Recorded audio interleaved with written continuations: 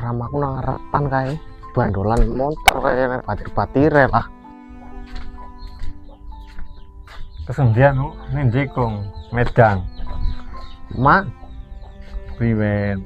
tukang motor lah kayak nang batir-batiran aku salah banget ya kae. Motor, Iya, kepen motor. aku pengen banget ya kanca-kancane. Bapaknya bae kerjane aku serabutan.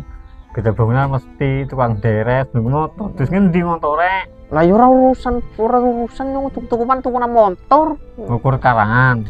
Ya ora apa-apa, dadi banget wes. Ya do main kok. Domai siapa sih? Lah kan gue kuang masa depanmu ngasuk karangane. Lah, Motor ngasuk maning motor. bebo isin wis.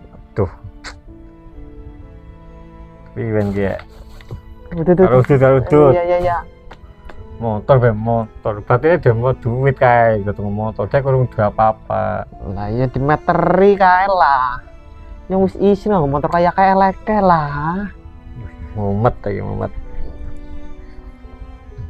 Ini ngasuk-ngasuk golek duit disit. Suwe ora. Ya ora suwe, setahun. Ya wis saiki bae. Aku tak nderes aku batu tangan ngubeng ngasuk obat motor itu ke motor ya. Iya. Sing sabar. Iya. Pengenane aja kiye. Iya. Pengenan duwe. Ya tuku-tuku ora kudu anyar, saken ora apa-apa lah. Ini kan sing mae. Iya. Iya. Usahakan nagolet. Iya. Ngasuk tanggane karo nyelang. Kon Iya. deres kerja. Oh walah bocah. Kecekel kayak kiye panjur motor. Untuk apa nek kan anak siji nakal temen ae kiye. Iki motor bae motor. Kan lima apa ya Jan. Ngon penekan. Deres.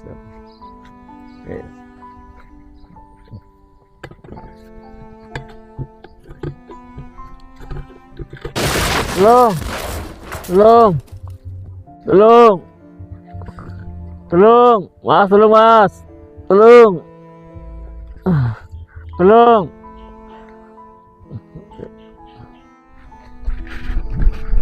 Pokoknya mah. Tiba kesenderes, ndak salah ya. Piye ki ya? Tolong mas. Duh kayak gini pada.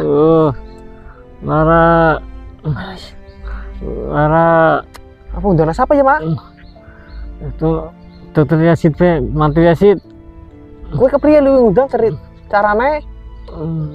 Ya wis mata mana ya, Mak? Ya undang nama Yasid. Bet. Mantri Yasid. Bet. Mantri Yasid. Kalah. Mantri Yasid. Kalah. Mak, Siapa yang manggil saya? Hah? Ada orang jatuh dari pohon kelapa? Berarti saatnya Mantri Yasid datang. Oke, saya Mantri Yasid akan menjelaskan tentang bagaimana caranya melakukan pertolongan pada orang baru jatuh dari pohon kelapa. Jadi untuk masyarakat ya nggak usah bingung kalau ada orang dengan jatuh dari pohon kelapa dengan ketinggian 5-8 meter, maka yang pertama kita harus mengecek respon pasien terlebih dahulu.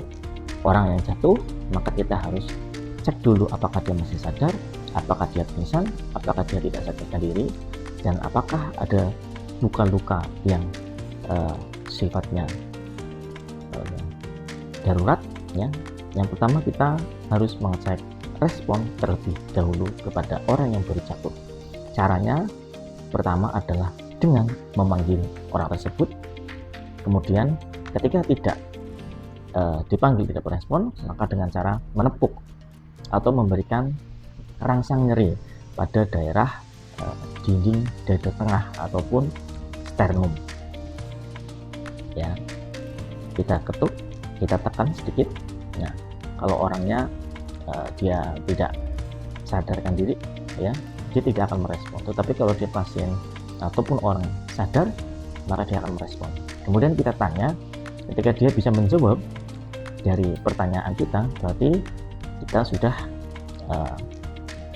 aman untuk pernapasan maupun jalan nafas pasien, sehingga nggak usah khawatir untuk saluran nafas dan juga pernapasan pasien. Kemudian yang perlu kita lihat adalah tanda-tanda perdarahan ataupun memar, jejas, luka pada bagian wajah, hidung, kepala ataupun leher.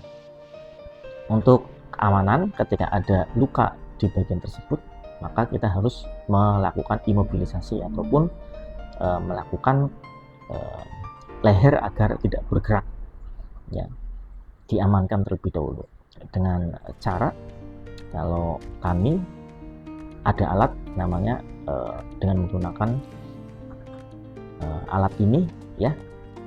Nah, ini bisa digunakan, tetapi kalau tidak ada nanti bisa menggunakan modifikasi, ya, sandal ataupun dengan teknik nanti leher tidak boleh digerakkan, ya. Kalau ini kebetulan ada alat, ya, namanya neck collar yang bisa digunakan untuk leher supaya tetap aman, tidak bergerak, dan juga pasien lebih nyaman. Kemudian yang selanjutnya, ketika sudah diamankan bagian leher, maka kita melihat ada nggak di situ perdarahan, luka, ataupun kita lihat jejas yang sakit, kita tanyakan kepada orang yang jatuh. Nah, kalau misalkan terlihat ada luka, misalkan di kepala, kemudian di tangan yang memang darahnya keluar banyak, maka pertolongan pertama yang kita lakukan adalah menekan luka tersebut menggunakan tangan, ya.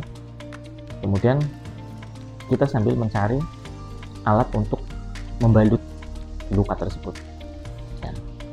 Jadi prinsipnya adalah luka itu ditekan, ya, biar perdarahannya berhenti sementara. Kemudian kalau ada kain bisa kita gunakan, usahakan kain yang bersih untuk membalut dan sebagai balut tekan supaya tidak terjadi perdarahan yang hebat, ya, sebelum kita bawa ke rumah sakit.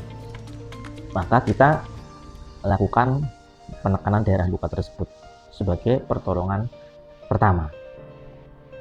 Seperti ini kita lakukan balut tekan menggunakan elastik perban, ya, kalau ini ada. Tapi kalau nggak ada, bisa menggunakan kain ataupun menggunakan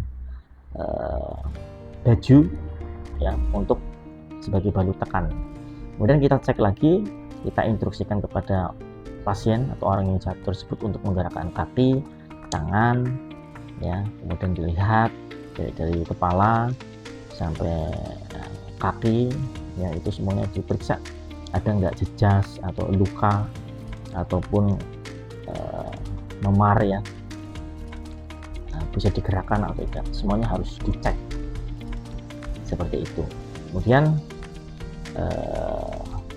tentu kita juga harus meminta bantuan, ya, kepada orang di sekitar untuk menghubungi rumah sakit ataupun ambulan untuk transportasi menuju ke rumah sakit, sambil kita mengevaluasi, kita sambil menanyakan kondisinya seperti apa.